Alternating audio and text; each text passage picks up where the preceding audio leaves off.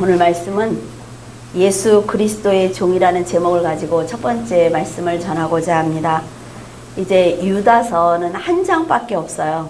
그래서 유다서 1장 1절 2절 이런 게 아니라 그냥 유다서 이러죠.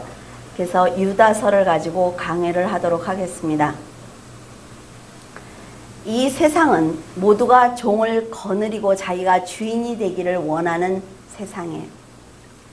그래서 당당하게 자신을 누구의 종입니다 이렇게 소개하는 사람은 흔치 않습니다. 정말 주인을 사랑하고 존경하며 그의 종이 된 것을 자랑스러워하지 않는 한 누구의 종이라고 소개를 받는 것도 소개하는 것도 쉽지 않다 말이죠.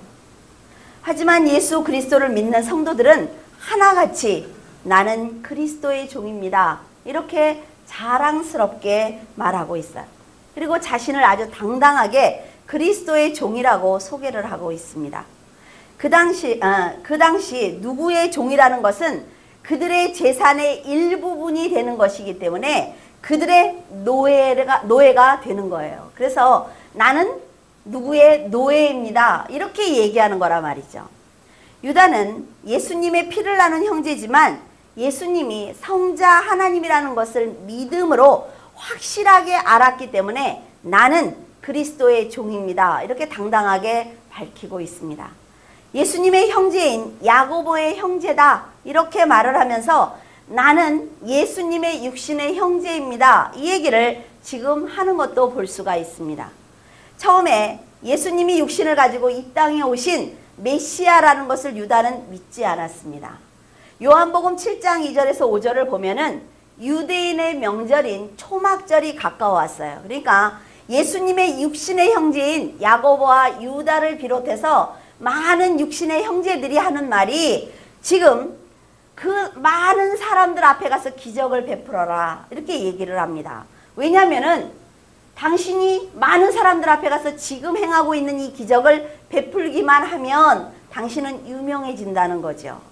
예수님이 사람들에게 유명해지면 자기들도 득이 된다는 것입니다.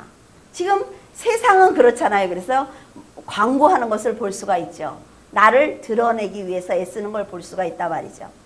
만약 예수님이 유대에 가서 소경의 눈을 뜨게 해준다든지 포도주를 만들어준다든지 이런 역사를 일으키면 단번에 유명해질 수가 있습니다. 그들이 예수님께 이런 말을 하는 것은 비록 예수님의 형제이지만 예수님을 믿지 않기 때문이다. 성경은 이렇게 얘기를 하고 있습니다. 그저 예수를 많은 사람들 앞에서 기적을 행하도록 만들어서 예수님이 유명해지면 덩달아서 많은 것을 가질 수가 있으니까.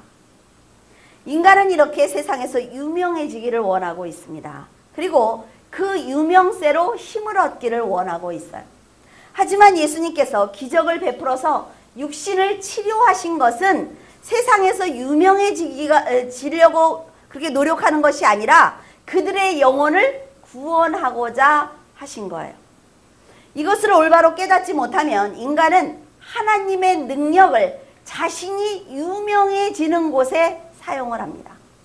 사도행전 1장 14절에 유다는 훗날 예수님께서 신성을 가지신 그리스도라는 것을 믿게 되었어요.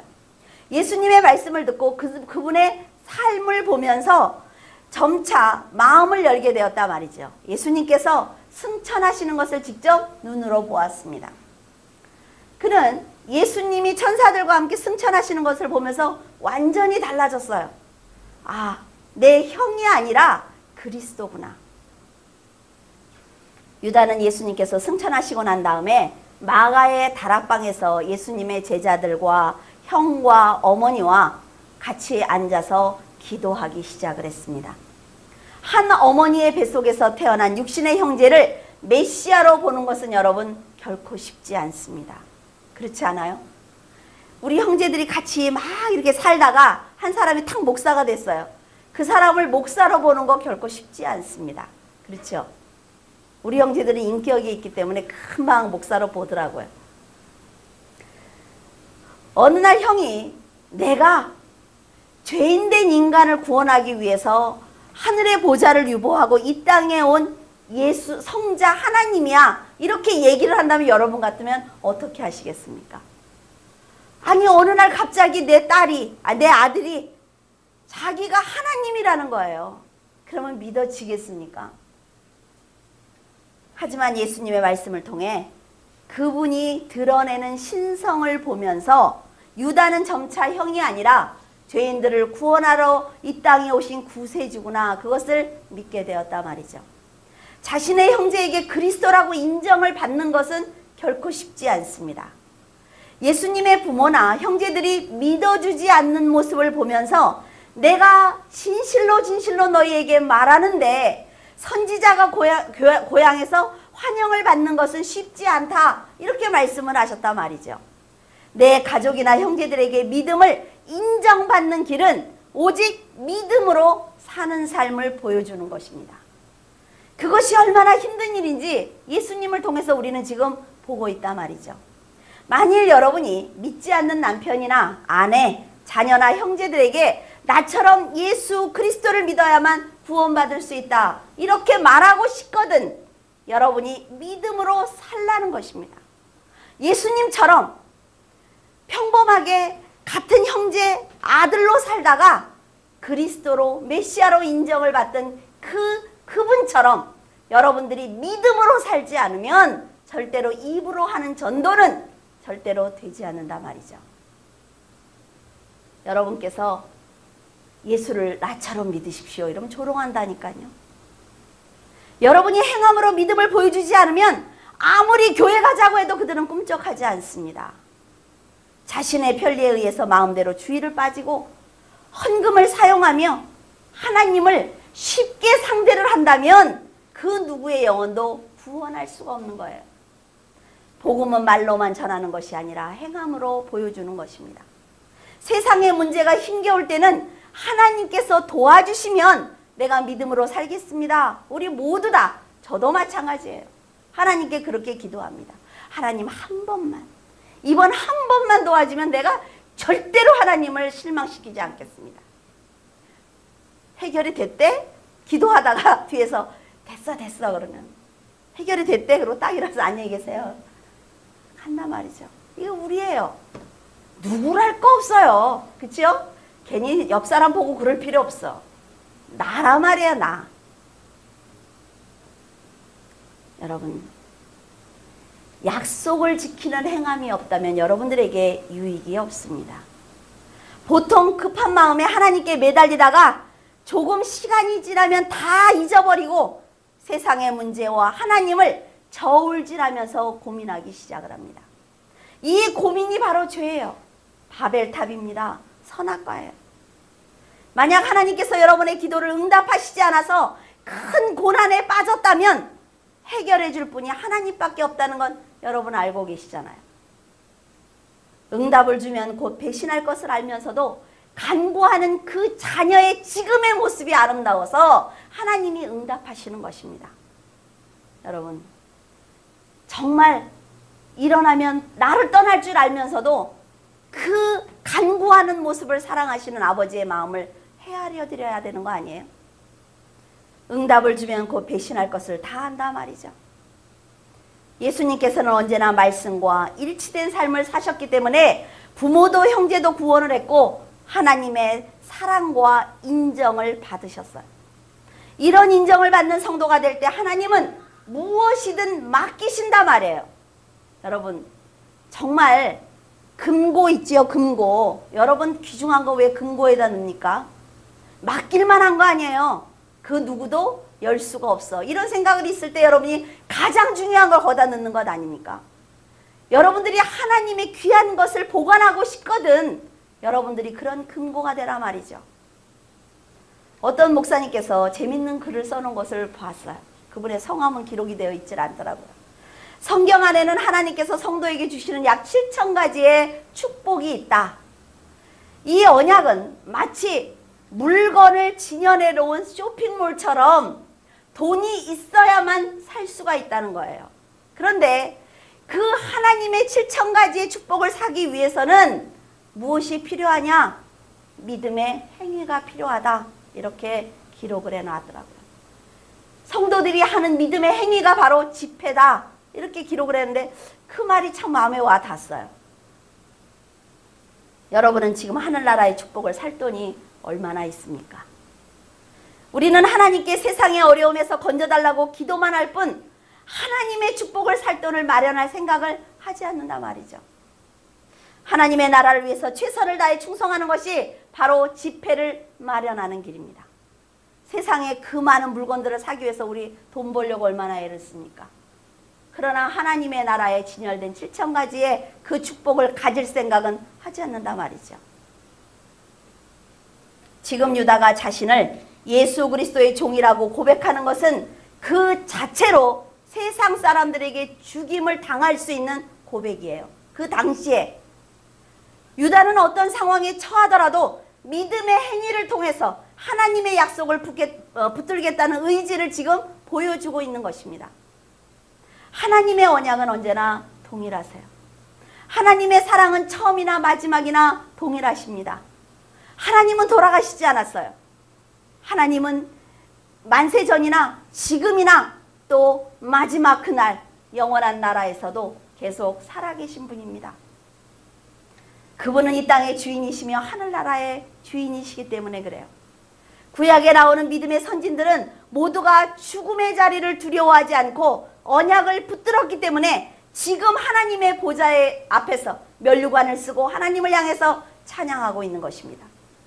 동일하신 하나님의 언약을 믿는 그리스도의 종들인 여러분은 빠르게 움직이는 세상을 보면서, 화려한 세상을 보면서 어떤 생각을 하고 계십니까? 과거에 그들이 살던 시대와 지금은 달라, 이런 생각하고 있는 거 아니에요? 그래도 그때는 지금처럼 돈이 없으면 못 사는 그런 세상은 아니었을 거야, 이런 생각하고 계세요? 지금 시대는 세상 사람들과 발맞추어 달리지 않으면 낙오되는 세상이야, 이렇게 생각하고 계십니까? 그것은 여러분이 정말 잘못된 생각이에요. 어느 시대이든 언약이 동일하기 때문입니다. 어느 시대이든 믿음이 동일하기 때문에 그래요. 어느 시대이든 구원이 동일하기 때문에 믿음을 지키기 쉬운 시대는 없다 말이죠. 내가 어떤 믿음을 가지고 있느냐 하는 것이 너무나 중요한 얘기입니다. 에스겔 36장 37절에 나주 여호와가 말하노라. 그래도 이스라엘 족속이 이와 같이 자기들에게 이루어주기를 내게 구해야 한다, 이렇게 기록이 되어 있습니다. 이 말이 무슨 말이냐면 과거나 현재나 미래나 언제나 동일하신 하나님, 모든 만물의 처음과 나중이신 하나님께서 동일한 분이기 때문에 여러분도 동일한 믿음을 갖고 간구해야만 하나님께 받을 수 있다는 얘기예요. 여러분이 그리스도의 종이라면 시대를 초월해서 살아야 합니다. 유다처럼 세상을 향해 담대하게 심판을 전해야만 축복을 받을 수가 있어요. 하나님을 이용해서 세상의 삶을 풍요롭게 하려고 하지 말고 자신을 희생해서 하나님의 언약 안에 있기를 노력해야만 합니다. 종은 주인이 하라는 말을 전하는 의무가 있어요. 여러분은 그리스도의 종 아닙니까? 하나님의 종 아니에요? 그리스도의 종이기 때문에 12 제자와 사도 바울은 가르쳐 주신 말씀만 전했습니다. 자신의 육신의 안목과 정욕을 모두 버리고 하나님께서 전해라 하는 말씀만 전했단 말이죠. 주인이 전하라고 명령하신 말씀을 바르게 전하지 않고 내 생각을 거기에 섞는다면 그 종은 주인에게 크게 책망을 받을 거예요. 우리가 예수님의 종으로서 사명을 온전히 감당하지 않고 마음대로 세상이 듣기 좋은 말을 하고 있는 것은 아닌지 여러분 한번 생각을 해보세요. 1절의 유다는 성도들에게 하나님의 부르심을 입은 자, 곧 하나님 아버지 안에서 사랑을 얻고 예수 그리스도를 위하여 지키심을 입은 자라고 했습니다. 여러분이 바로 하나님의 부르심을 입은 자라는 거예요. 부르심을 입은 자라는 것은 구약시대에 이스라엘을 가리키던 것이 그리스도의 인으로 전이된 호칭입니다. 그러니까 여러분이요, 참 이스라엘 사람이라 말이죠. 이 호칭은 그리스도인과 거의 동일한 의미를 가지고 있어요. 하나님의 부르심에 합당한 거룩한 성품이 삶 속에서 드러나는 자들에게 불리우는 말이라 말이에요. 얼마나 귀한 건지 아시겠죠? 사도 바울도 로마서 1장 7절에 로마에 있으면서 하나님의 사랑하심을 입고 성도로 부르심을 입은 모든 자에게 하나님 우리 아버지와 주 예수 그리스도로 쫓아 은혜와 평강이 있기를 원한다. 이렇게 말하고 있습니다. 서신서를 읽어보면 믿음 안에서 온전히 서 있지 못한 믿음의 형제들을 안쓰러워하는 마음들이 담겨져 있어요. 왜 그걸 못해? 조금만 생각을 바꾸면 하나님 앞에 얼마나 온전한 사랑하는 자녀로 설 수 있는데 왜 그게 안 돼? 라는 것이 서신서에 다 녹아있단 말이죠. 너희들이 믿음으로 사는 것이 자신을 희생하는 것처럼 생각을 하지만 우리는 그래요. 내가 믿음으로 살면 내가 오늘 무슨 일이 있는데 교회 가주는 걸로 생각을 한단 말이죠. 여러분, 그 자체가 잘못된 생각이에요. 누구 때문에 교회 오는 것 아닙니다. 여러분, 저 때문에 교회 오는 거 아니에요. 여러분들이 거의 문자를 보내면 목사님 죄송합니다 이렇게 해요. 왜 저한테 죄송해요? 그렇죠? 여러분, 저한테 죄송한 게 아니에요. 하나님과 약속된 시간에 내가 가지 못해서 하나님께 죄송한 거지요. 하나님께 문자를 보내시기 바랍니다.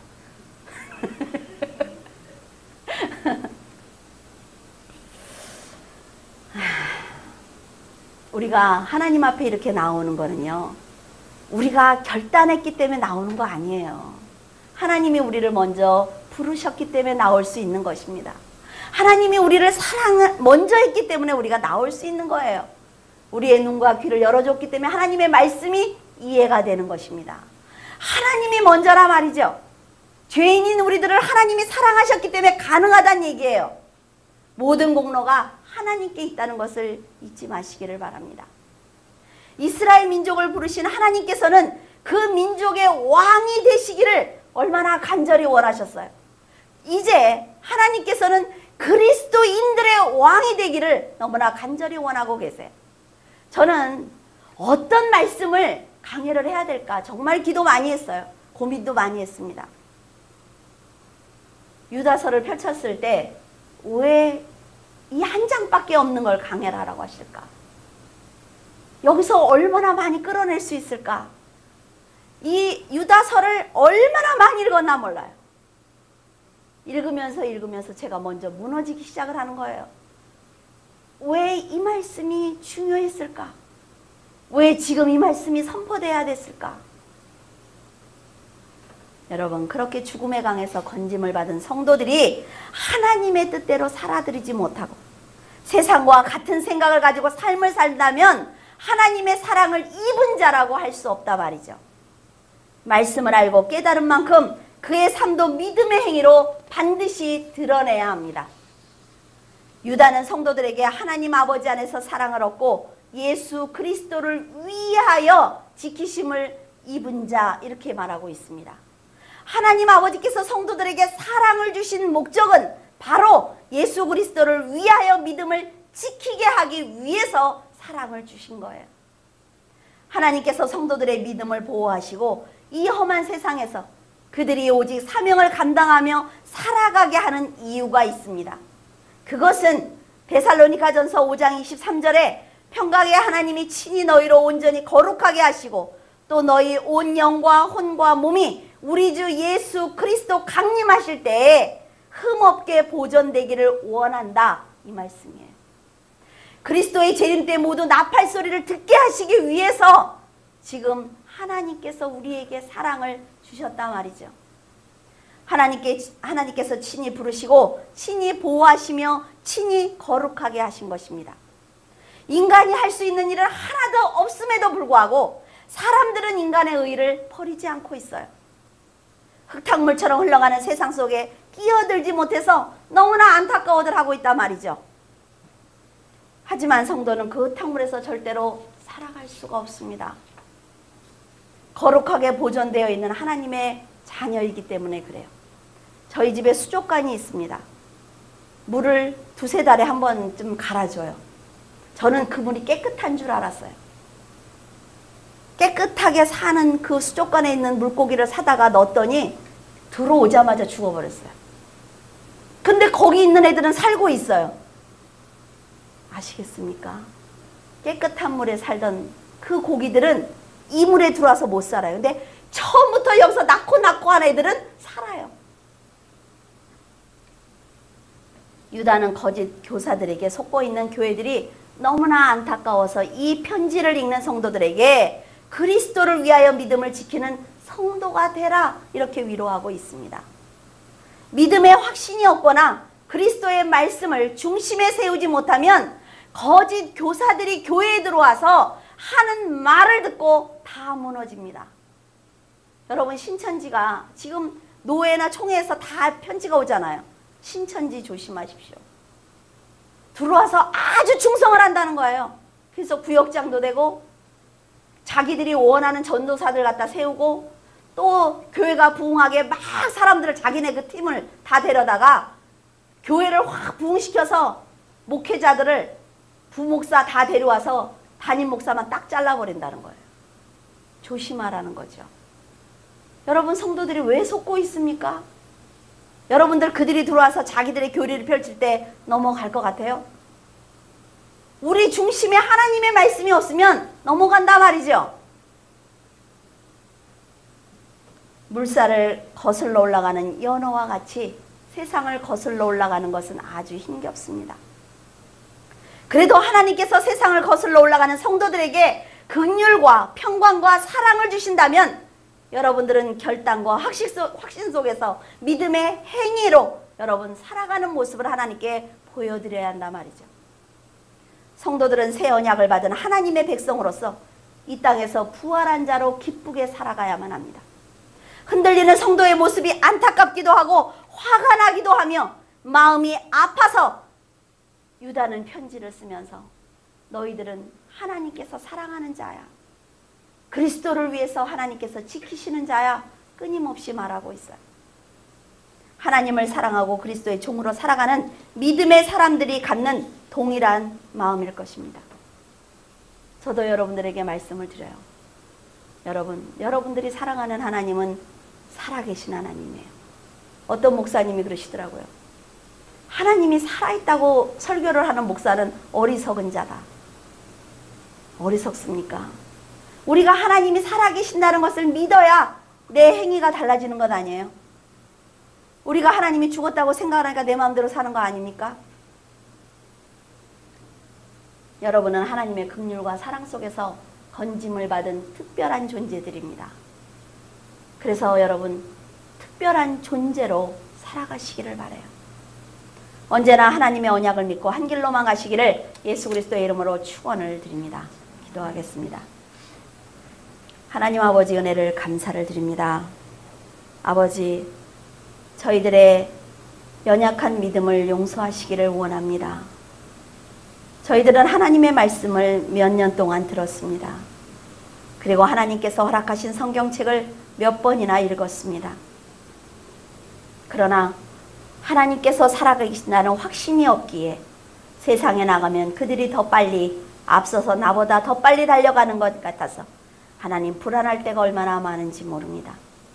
세상 사람들이 하는 것은 다 해야 될 것 같고 세상 사람들이 하나님 아버지 벌기 위해서 달리는 모든 곳에 나도 있어야 될 것 같아 하나님 아버지 넘어지고 쓰러질 때가 얼마나 많은지 모릅니다. 그러나 하나님께서 이 모든 것을 창조하시고 그 한가운데 저희를 세워놓으셨습니다. 아버지의 눈이 저희들에게 머물러 있다는 것을 믿기만 한다면 하나님 어둠 속을 달려가기 위해서 넘어지지는 않을 것입니다. 아버지 하나님께서 귀한 성도들을 축복하여 주시옵소서. 먼저 영안이 열리게 하시고 하나님의 음성을 듣게 하시며 하나님의 말씀이 하나님 이들의 심령에 가득 차기를 원합니다. 유다가 이들을 향해서 외치는 하나님 그 음성을 듣기를 원합니다. 예수 그리스도의 종이 되라고, 예수 그리스도께서 맡기신 것을 온전히 사명 감당하라고 외치는 유다의 음성을 들을 수 있도록 도와주시옵소서. 귀한 성도들 하나님을 향하여 기도할 때 아버지 하나님 회개의 영을 부으시고 하나님 아버지 다시 새로운 마음으로 하나님 아버지를 향하여 달려갈 수 있도록 도와주시옵소서. 주님께서 함께 하심을 감사하며 우리 주 예수 그리스도 이름으로 기도드립니다. 아멘.